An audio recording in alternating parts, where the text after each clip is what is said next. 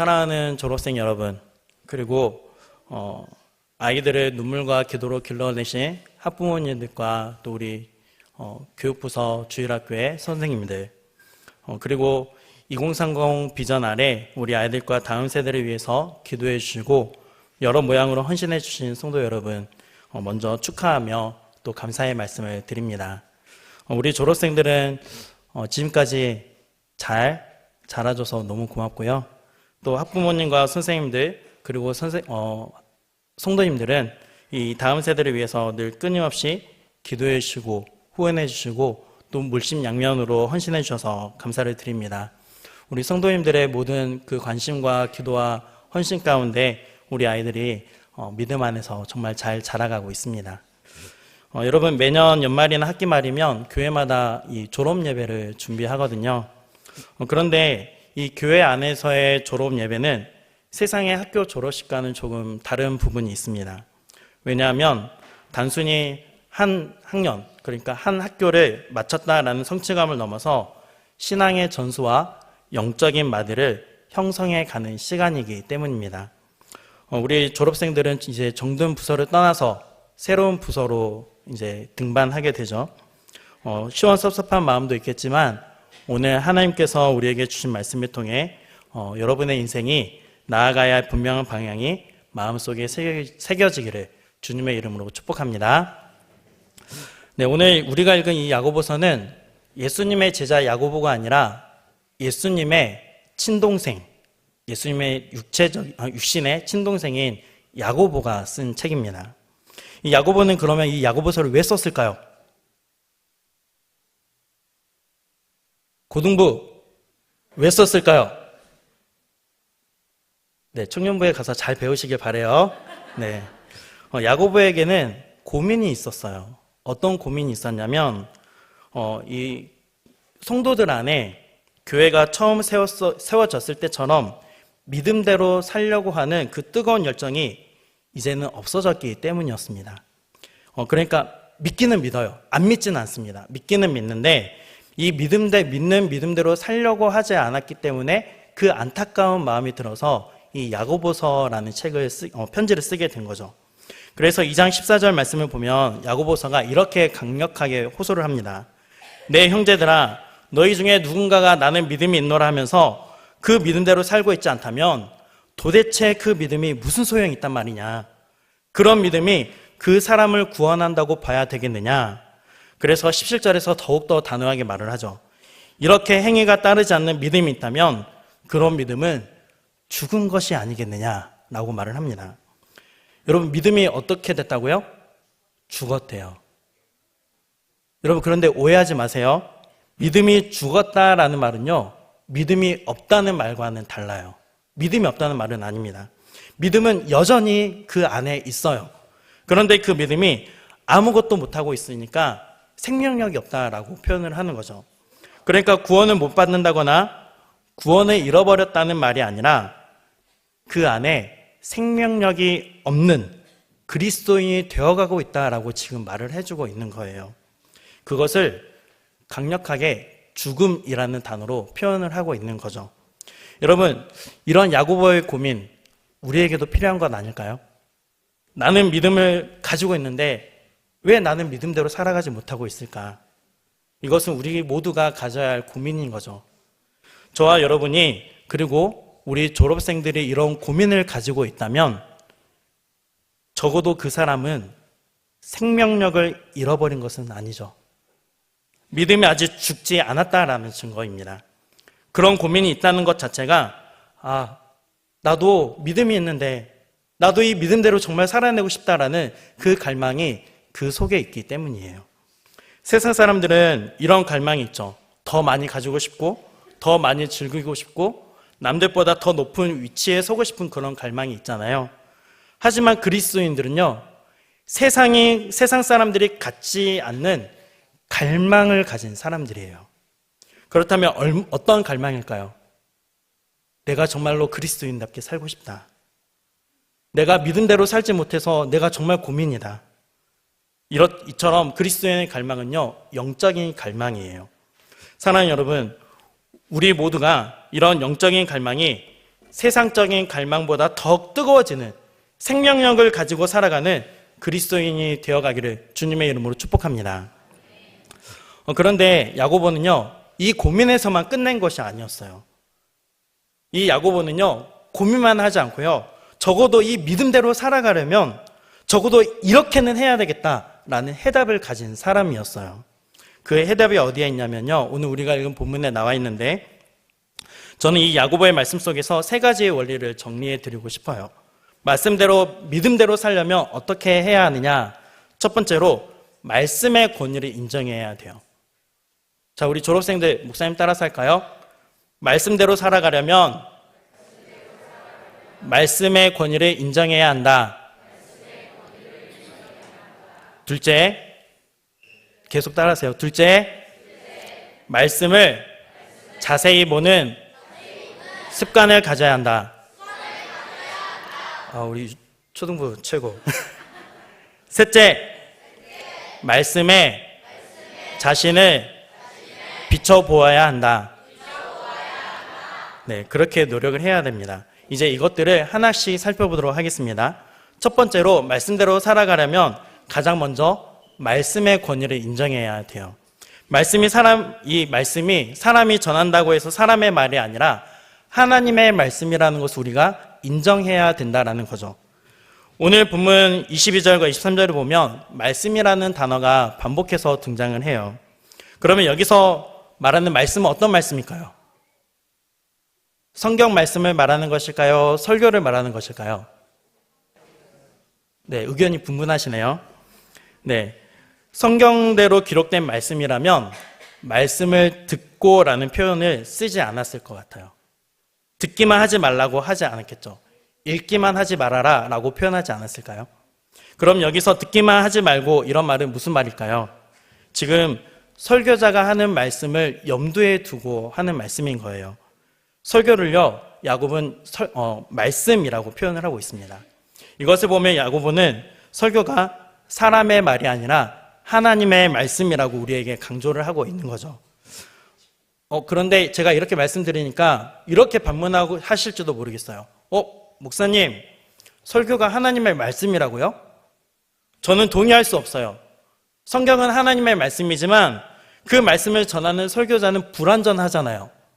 그래서 설교자의 죄성, 또 설교자의 연약함, 설교자의 편견이 그 말씀에 영향을 미칠 수 있지 않겠습니까? 그런데 어떻게 사람이 말로 하는 그 설교가 하나님의 말씀이 될 수 있나요? 라고 반문하실 수 있을지도 모르겠어요. 성경은 하나님의 말씀이어도 설교는 100% 하나님의 말씀이라고 보기 어렵죠. 여러분, 이렇게 생각할 수 있죠. 그렇다면요, 왜 야고보가 이 설교 말씀을 하나님의 말씀이라고 강조하고 있는지를 생각해 볼까요? 여러분, 이렇게 생각을 해보십시오. 하나님은 이 성경을 기록하실 때 불완전한 인간의 생각과 손을 사용하셔서 이 성경을 기록하셨어요. 그런데도 하나님은 그 인간의 불완전한 죄성이 그리고 연약함이 개입되지 않도록 만드실 수 있는 분이세요. 그래서 성경은 언제나 하나님의 말씀, 변하지 않는 진리인 거죠. 그런 하나님이 불완전한 설교자를 통해서 여러분 각자에게 완전한 하나님의 음성이 들려주실 수 있도록 만드실 수 있을까요? 없을까요? 네, 있겠죠. 하나님은 그렇게 하실 수 있고 또 그렇게 하실 수 있는 의지가 있으신 분이시기 때문에 불완전한 설교자를 세워서 완전한 하나님의 말씀을 맡기신 줄 믿습니다. 그러므로 불완전한 인간이 전한다고 해서요, 함부로 인간의 말이라고 단정을 하면 안 된다는 거죠. 물론 설교자는 말씀을 준비할 때 자신의 죄성이나 연약함이 이 설교에 개입되지 않도록 최선을 다해서 준비해야 하고요.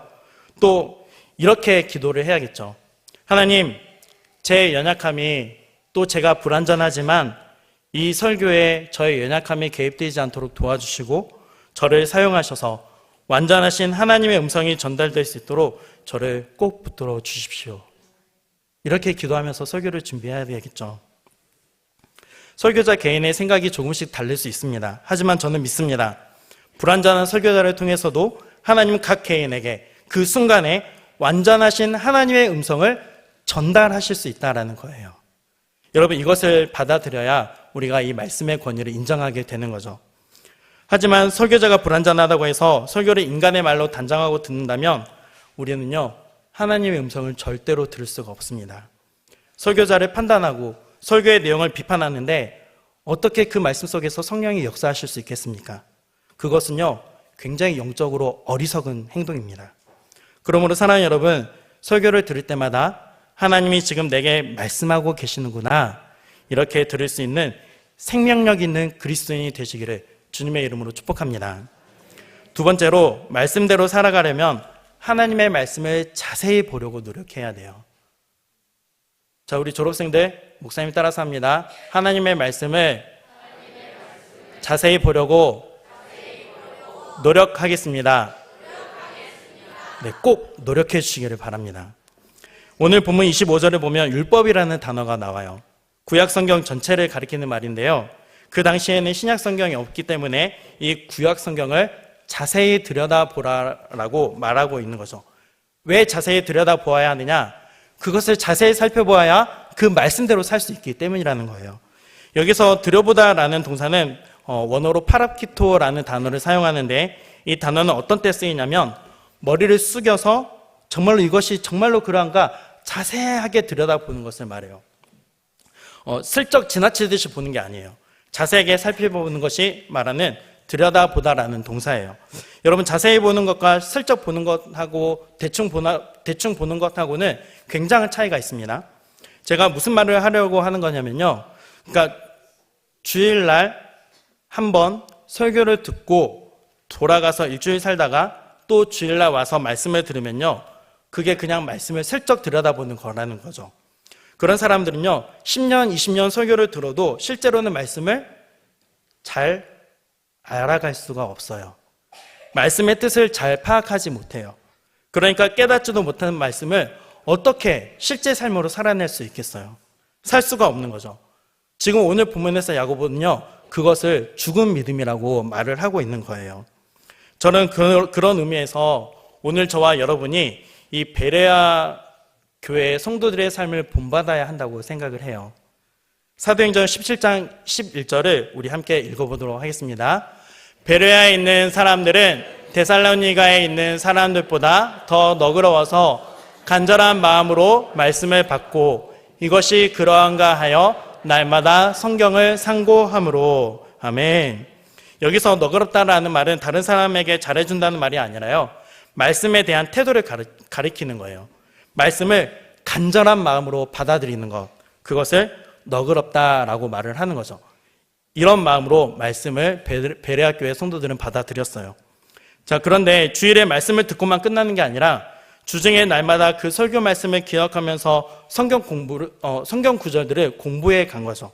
정말로 설교자가 가르친 그 내용이 성경에 부합되어 있는지를 공부했다라는 거예요. 이게 날마다 성경을 상고하는 거예요.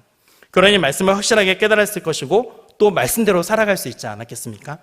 저는 우리 모두가 이 베레아 교인들처럼 날마다 말씀을 상고하는 그런 생명력 있는 그리스도인이 되기를 주님의 이름으로 축복합니다. 마지막으로, 말씀대로 살려면 말씀에 자신의 삶을 비춰보아야 해요. 오늘 본문 23절과 24절 말씀을 보시면요, 말씀을 듣는다는 것을 야고보가 이렇게 비유를 하고 있어요. 말씀이라는 거울 앞에 자신의 얼굴을 비춰보는 것으로 비유를 하고 있죠. 여러분, 여기서 얼굴이라는 말은요, 나 자신을 대표해서 하는 말이에요. 여러분, 다른 사람이 내 얼굴을 부끄럽게 했어요. 그러면 나의 얼굴만 부끄러워진 것일까요? 아니면 나의 인격 전체가 부끄러워진 것일까요? 네, 인격 전체가 부끄러워진 거죠.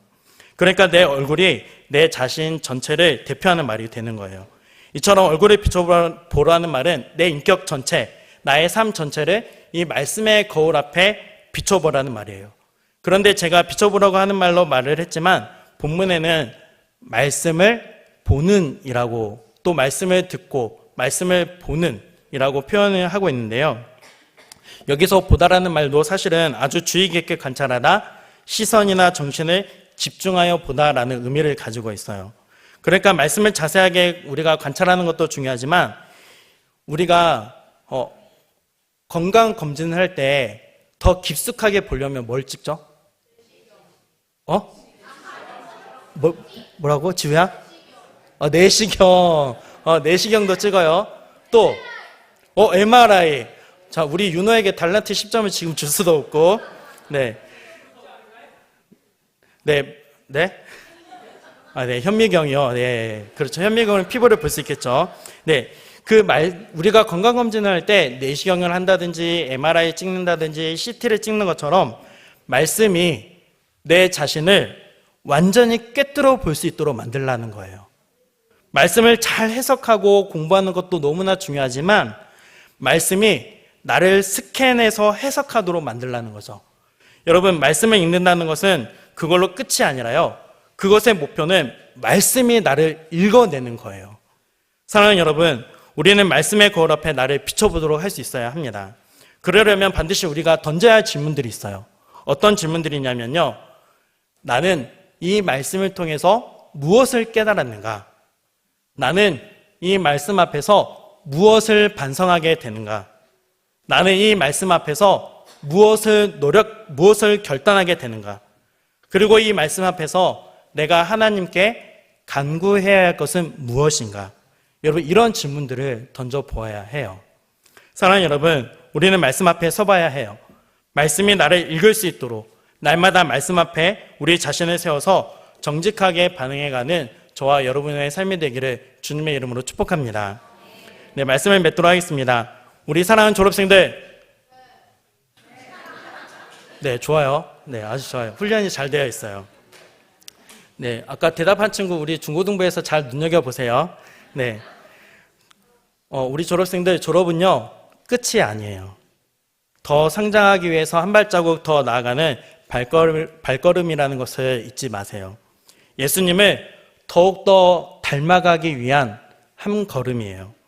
여러분을 사랑하는 부모님들이, 그리고 선생님들이, 그리고 이 자리에 계시는 담임 목사님과 또 장로님들, 권사님들, 집사님들, 수많은 성도님들이, 또 우리 목사님들, 전도사님들이 우리 여러분을 위해서 정말 늘 기도하면서 여러분을 응원할 거예요.